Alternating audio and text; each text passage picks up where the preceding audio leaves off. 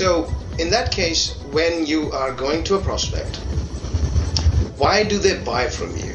I mean, of course, you've told me a lot of things and I wanted to get to the crux of it. Why does a prospect actually buy from you?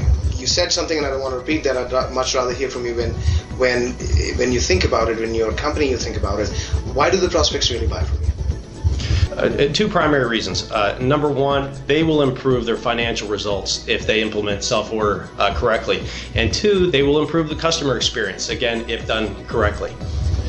Starting on the financial results, self-order kiosks have been shown to dramatically improve the total revenue at a restaurant chain. Primarily through suggestive upsell. Somebody's ordering a sandwich and you offer them a side, a drink, extra meat, extra cheese, extra toppings. It's a very compelling upsell. It doesn't feel pushy.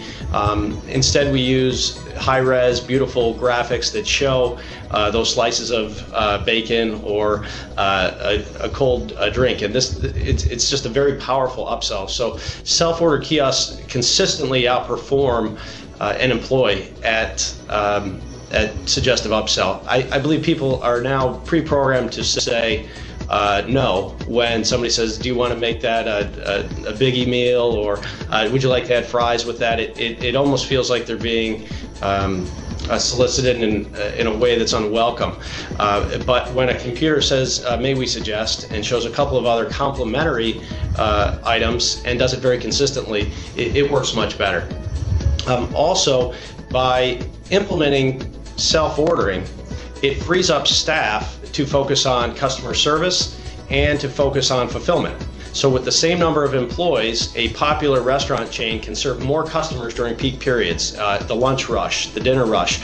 And when you shorten the line, there'll be fewer walkaways and you can actually process more orders at those peak periods. I'm sure you're aware that once a line gets to a certain length, a number of customers will say, I'm not going to wait in this line, and they'll go to the next restaurant down the road or in the airport. So the combination of increased throughput and larger orders dramatically increases the financial performance of our customers. So we certainly sell ROI, that they can expect 10 to 30% increase in sales without any significant increase in costs, except of course the cost of our system, and that averages about $1 an hour for a typical touchscreen ordering system compared to an employee, which is a multiple of that. So in that case, you mentioned that you do have, of course, sales is not always easy no matter what you're selling. So in those situations, why do they not buy from you? When you have failed to sell to prospects or potential clients, what reasons do they come up with? The number one objection that we get is that my customers value the customer experience too much, and I don't want to impersonalize our customer service. It's our responsibility at that point to remind them that self-service has happened in so many aspects of our lives, really starting with the jukebox in the 1980s to the Xerox machine 10, 20 years later, to the ATM in the 80s, pay at the pump in the 90s, grocery self-checkout. All of these are conveniences. Most of them are actually optional, and there's a large percentage of the population that prefers self-service to waiting in line.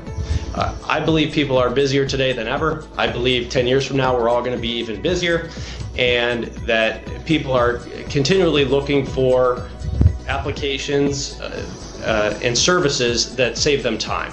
So that's our counter to the one objection, that my customers don't want this type of technology. The other argument I say specifically to restaurant chains is that many restaurant chains are already getting 60% of their orders through the drive-thru. Customers have elected to forego that personal customer experience by going inside and talking to the employee behind the counter because they're busy.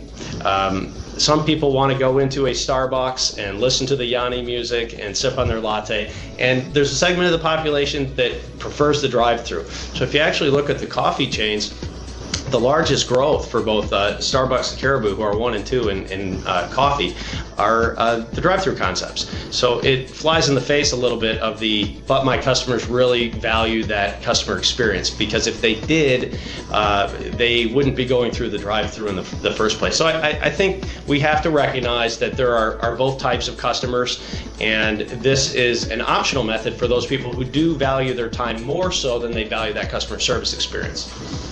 My bank teller is wonderful, and I appreciate that customer service experience. Sometimes I elect to go in the bank and have that experience, and other times I want to do a drive-through at the bank or use an ATM at the bank just because I'm in a hurry.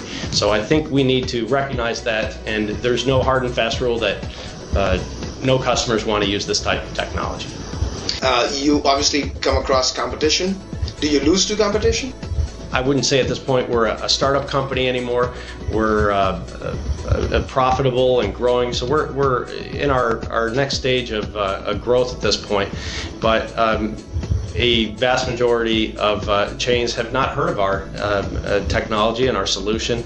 They haven't seen us at other chains or restaurants, and it's our responsibility to educate them on next step systems and the next step solution. So we do lose sometimes when they haven't heard of us. When we do go head to head, I think we win more than our fair share of the opportunities. We have lost because we were the smaller company, which is always frustrating. The old saying about nobody got fired for picking IBM. Similar thing. One of our competitors is NCR, multi-billion-dollar company, hard to compete with NCR in this space. It's very easy for a large company to put fear into our customers, a lot of fear, uncertainty, and doubt, where they can say, how much do you know about this Next Step Systems? They're a small company in a suburb of Detroit. How do you know if they're doing well? What if they go bankrupt?